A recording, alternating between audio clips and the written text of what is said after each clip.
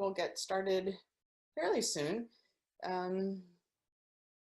Where's everyone from? There are quite a number of people here today. I'm curious to know where people are from. So how do I figure this out? Put it in the Q&A. Let's see who's here. Wow, got people from all over the place.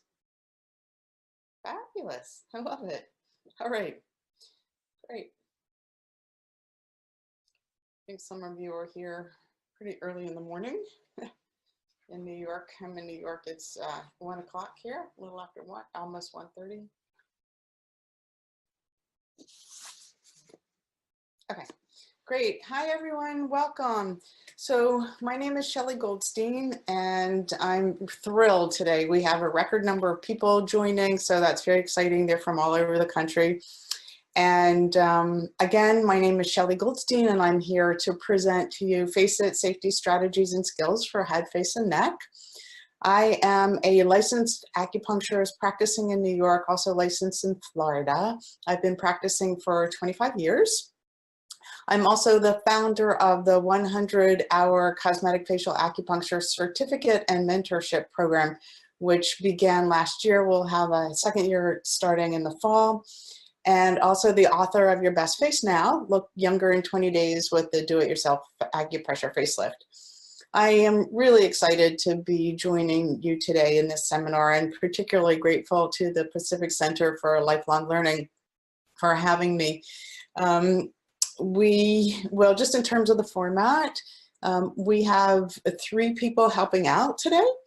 Cynthia, thank you so much for being a part of this. Cynthia Nypris is the Director of Outreach and Career and Alumni Services for PCOM. And so she has a very big job. So it's Sunday afternoon. Thank you so much for being here. I really appreciate it. And we also have the assistance of Miles and Nelsie. So you are in good hands. If you have any questions, just type them into the chat box. Periodically throughout the seminar, I'll be asking if anyone has questions and we'll be able to pull down from the box to answer your questions. You might need to have a little bit of patience for me. This is my first webinar, so I'm excited. Let's see. Also, by request, we were able to get a PowerPoint presentation for you. So that is being uploaded as we speak. You may or may not be able to access that now, but just know that you can print the notes. And if you didn't have time to download the notes before we started today, the raw footage of this is going to be available by, I think, Monday. So you are welcome to go back, log in the same way that you logged in now, and you will have access again to the raw footage. You can take notes. And then also, just to let you know, in May, I think it's May 4th and 5th, we will be offering the hands-on portion of this webinar, not mandatory at all, but in case you're interested or would like to participate, we'll have more information for you about that later. So to get started, let's go. As I'm assuming everyone is okay, ready to go, sitting back comfortably. This is a 2-hour presentation. We will take a break about halfway through, 10-minute break, in case you need to do something like get water or say hello to someone or go to the bathroom or whatever you need to do. So let's begin. Hold on. Okay, so as you know, as acupuncturists, we know that, you know, and is there a way to make this smaller? Yeah. No, hold on one second. Okay, so as you know, as acupuncturists, acupuncture harmonizes the organs, the meridians, the system imbalances, and the mental and emotional well-being. When you apply acupuncture to the face, facial acupuncture, we are, by treating the head and the neck and the face, you are further enhancing the mental, emotional, and health and well-being of the person. So yes, putting needles in the face also harmonizes the organs and assists in the meridian, clearing the meridians, but it also really, really has a strong effect on the mental and emotional health and well-being. When you think about the face, the head in particular and the face receive all of the sensory information from the environment and transmit that to the brain. So you see things, you hear things, you smell things, you taste the sensations, and all of that information gets transmitted to the brain. The brain then receives it and responds, and it responds by sending information back either viscerally or somatically. And all of that information is stored in the tissue of the face, in the body, but also primarily in the face. It's the first system of response. When you apply needles to the face, what happens is you are actually releasing the responses associated with those stored images and stored memory. So it's extraordinarily powerful. As acupuncturists, we know that sometimes people get emotional when you give them acupuncture. That's part of it. It happens a little bit more when you do facial acupuncture. So both in terms of emotions and physicality, you can really do a lot when you're treating with facial acupuncture. So this is a course on safety, and I want to look at some of the adverse effects of facial acupuncture. So I'm drawing the information from a systematic literature review that was performed over the years of 2000 and 2012. If you look on your screen, you'll see the link to this information. You are welcome to open it up, download it, and read it. It's a large document. But what's been extracted from it is, in that 12-year period, there were 12 adverse effects from acupuncture performed on the face and the neck. 5 of them came from infections, 3 from ear. And in that situation, what happened was you had someone put ear seeds or ear tacks in the ear, left them there for days, and of course it got infected. 1 in the face and an infection in the head, both in unspecified locations. There were additional 6 nerve injuries, 2 at GV16, 1 at C2, 1 in the neck that was unspecified, another one at stomach 6 and stomach 7, and then another injury that was reported, or an adverse effect, was a scar was created from someone using a hot needle in stomach 10. So in conclusion to this review, all of the adverse effects, except for the scar, resolved itself within 2 weeks, 1 to 2 weeks. The American Acupuncture Council, many of you are familiar with them. They are the licensing, or they provide the liability insurance for acupuncturists for most people in this country. And they have a number of facial acupuncture risks. Now, the American Acupuncture Council divides facial acupuncture from body acupuncture. What that means is, if you are treating someone with for acupuncture, say for a headache or neck pain or sinus congestion, allergies, and you use face points, that's one category for the AAC. The other category are for those people that are using acupuncture for beauty, appearance enhancement, facial rejuvenation, something geared towards appearance enhancement. However, when you look at their primary risks, they're one and the same. It doesn't matter whether it's for body or whether it's for face. And it doesn't matter if it's for treating a body treatment like headaches or sinus problems or appearance enhancements. All of these facial acupuncture risks are the same. So let's take a look at them. Insertion pain, needle shock, allergic reaction, infection, damage to deeper tissue, whether that be the fascia, the nerves, or the vessels, bleeding and bruising. So I'd like to go through the first 4. I think they're very generic and not that difficult to understand. And in terms of insertion pain, for me, the primary components of diminishing insertion pain is the quality of your needle, your skills. I am definitely from the camp that less is more, so using a minimal number of points on the face, and focus and intention. And for me, if I am spacing out or thinking about a conversation that I had with somebody else, or thinking, okay, this is my last patient, I can go home soon, that's not good. I need to put everything away and really focus on the person, make the intention of my treatments strong and focused, and you'll get better results. And in terms of insertion pain, it won't hurt as much because you're really focusing on what you're doing. So starting with needle quality, needles are not the same. So this is a really interesting slide in that here you see acupuncture needles that have been magnified 400 times. And look at the tip of this needle. Do you see this? It's a little blunt.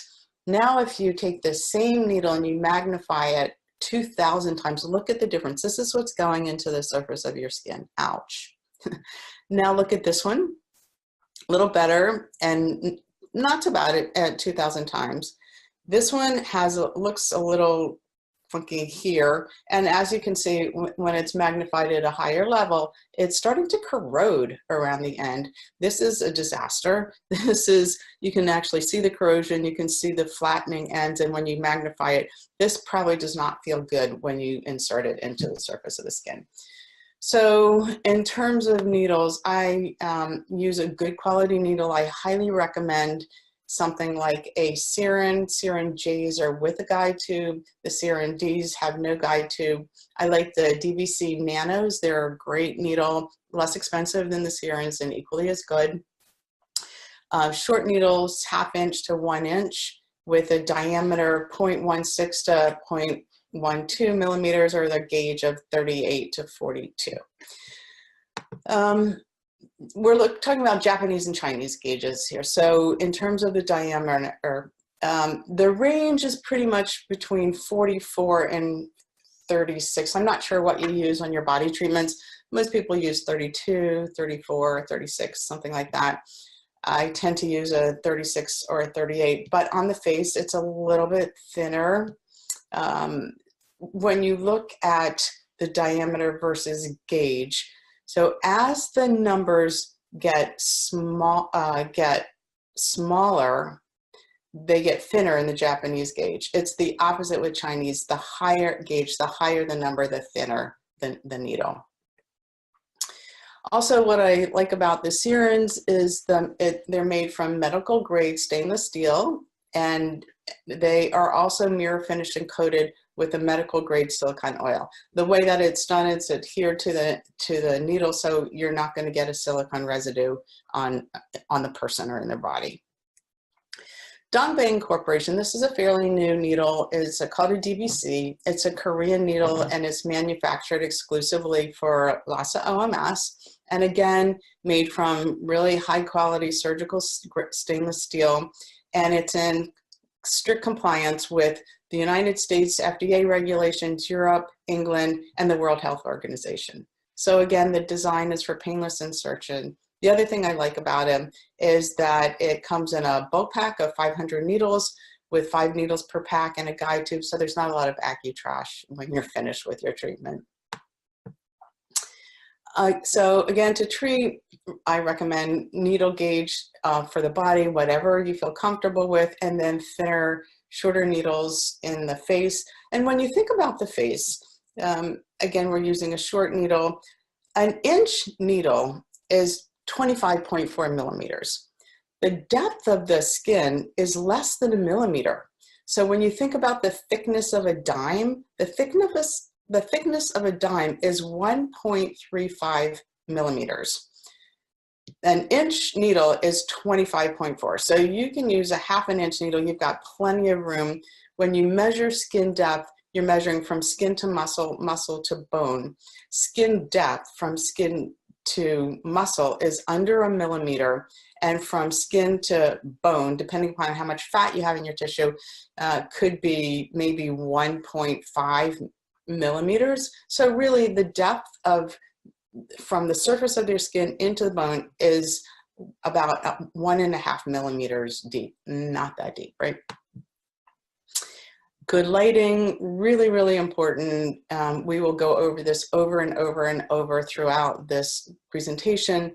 And light insertion first. So when you insert a needle into the skin, it should feel like butter. It should feel really soft, really smooth. You should be able to just slide that needle in.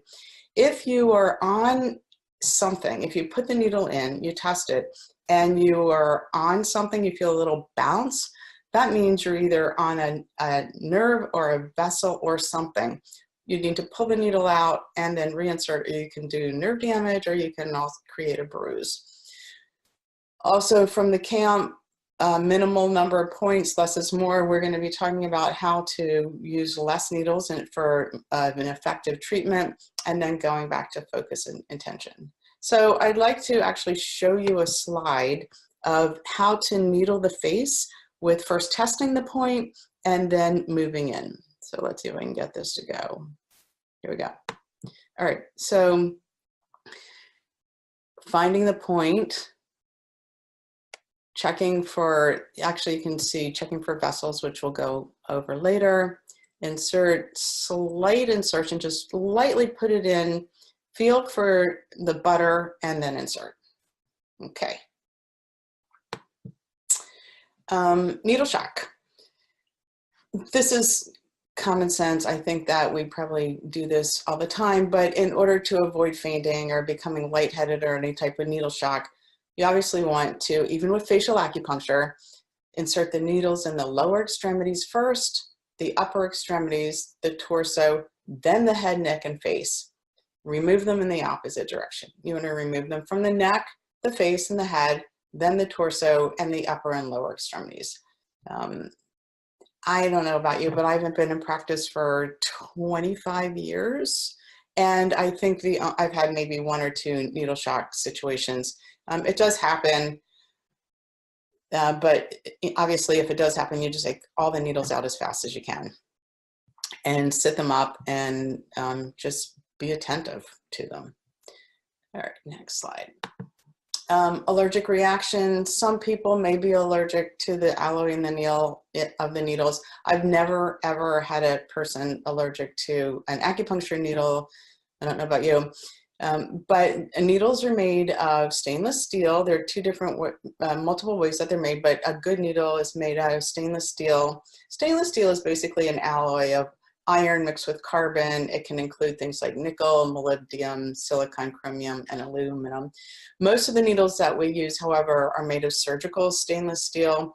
And when we think of surgical stainless steel, we're mainly thinking about needles that are used in hospitals and in surgical procedures.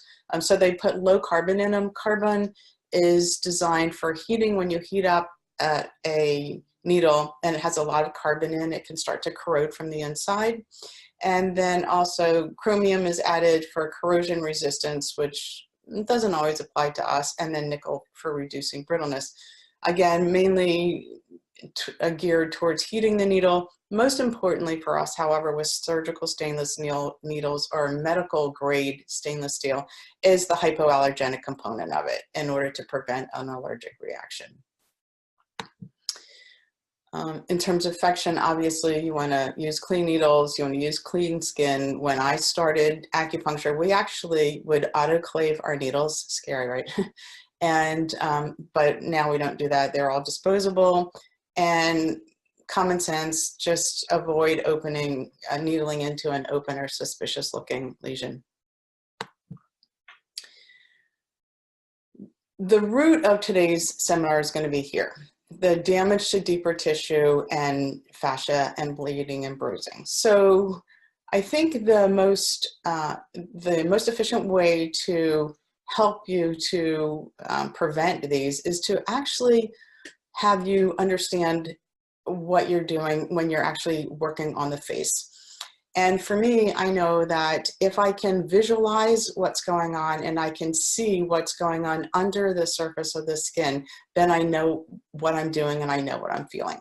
So let's take a look at the face. Let's take a look at the anatomy of the face and take it down from the surface to the bone and see what we can do to help eliminate and reduce damage to deeper tissue and bleeding and bruising. So. Okay, so this is the face.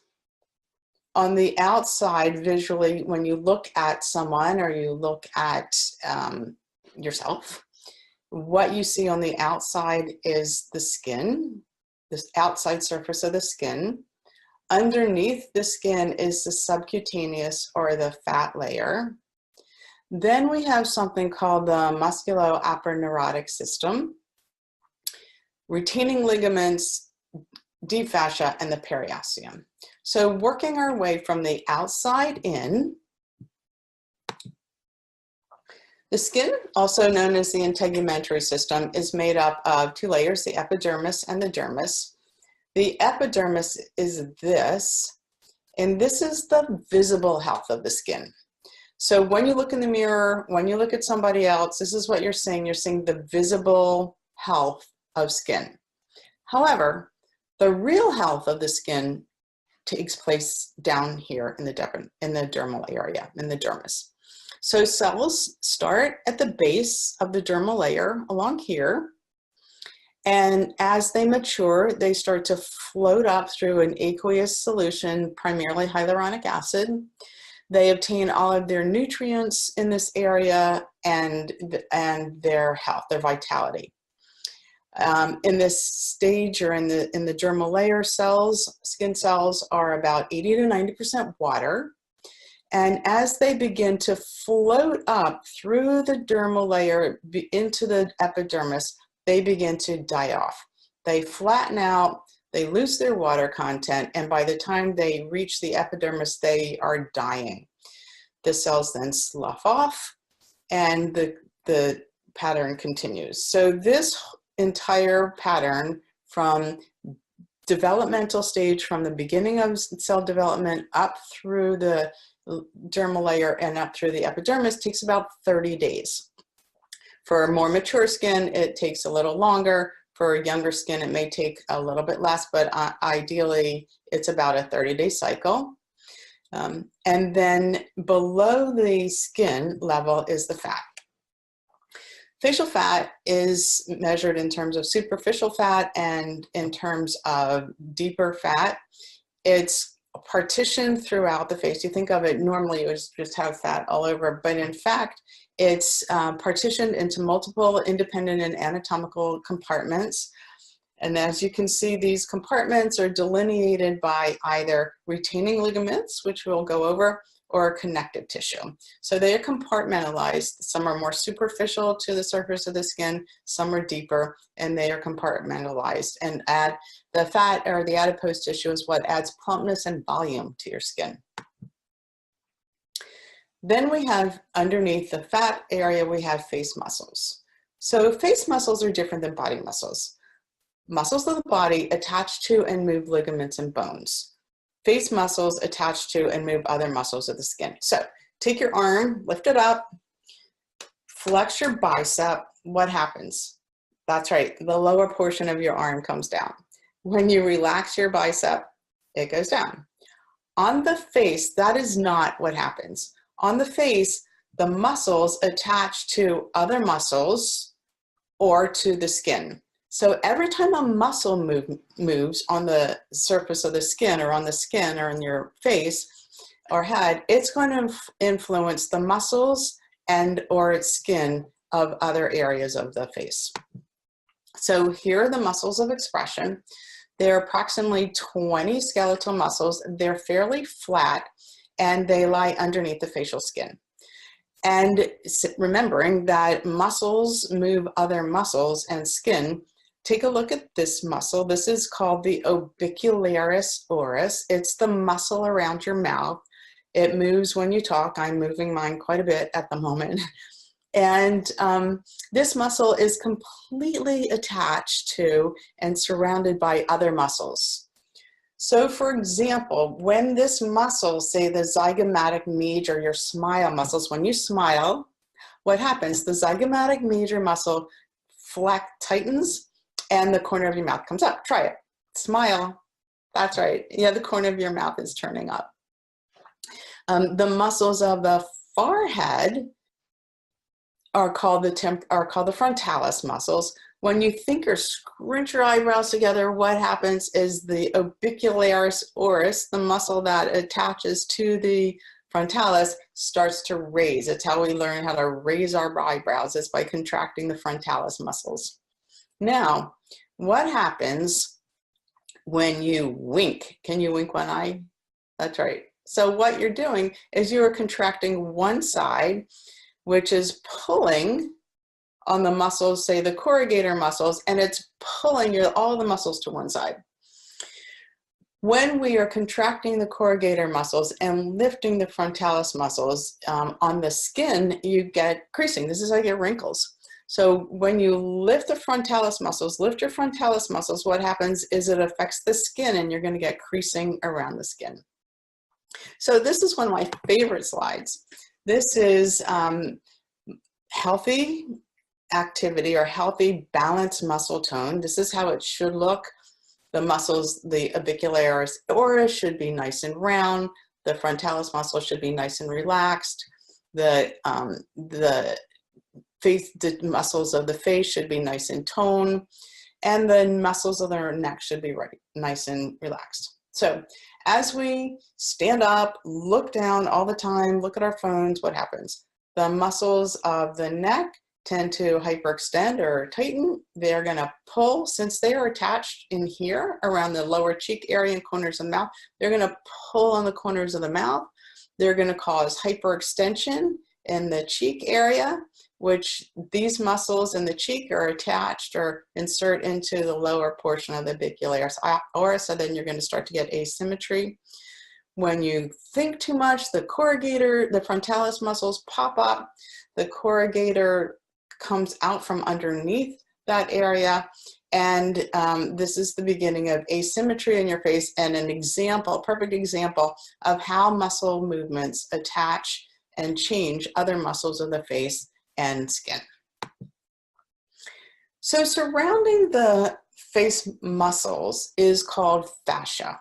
Fascia is connective tissue. It's the most abundant form of tissue in the body. And on the face, unlike the rest of the body, there are two types of fascia. There's superficial fascia and deep fascia. Superficial fascia is known as the superficial muscular aponeurotic system, or the SMAS layer. The SMAS layer is right here. It's what links the muscles to the fat and the dermal layer and the epidermis. So it's made of collagen, elastin, and fat cells. It extends from the neck area up to the 2/3 of the face. Now, there is conflicting evidence about this. Some people say that it starts at the top of the head, covers the forehead as well. Some people say it just covers the muscles of expression of the top of the lower 2/3 of the face. Either way, it connects the muscles of expression to the overlaying tissue, the dermal layer, and it plays a really important role in terms of facial expression. So just as we were talking about, when a muscle moves, it's the SMAS layer that actually assists in creating that movement and moving the other muscles in the other part in the skin. So the SMAS layer connects the face muscles to the dermis. It's responsible for transmitting, distributing, and amplifying the activity of face muscles, and it coordinates the action of all those muscles. It's a little bit of a rippling effect. What's really interesting to me, and maybe to you, we'll find out, is a facelift. When they do a facelift, what happens is they lift the skin at the SMAS layer, pull it back, pull it over the deeper layer fat and the muscle area, cut off what they don't need, and suture it. So they are actually manipulating that SMAS level and a layer, and in many ways, this is how the SMAS layer was discovered by facial dissections and the need to get a facial dissection right. Okay, so superficial layer of skin, our fascia is called the superficial fascia, the SMAS layer. Underneath that is deeper fascia. This deeper fascia, again, people don't really know whether it covers deeper other muscles or not, but we know that it covers the buccinator and the parotid gland. The buccinator muscle is located right about here, and it's one of the first muscles that infants learn how to manipulate because it's your sucking muscle. So when an infant learns to latch onto a nipple of either the breast or the bottle, it's finally learned how to manipulate its first muscle, which is the buccinator muscle of the face. The deep fascia surrounds the deeper muscle.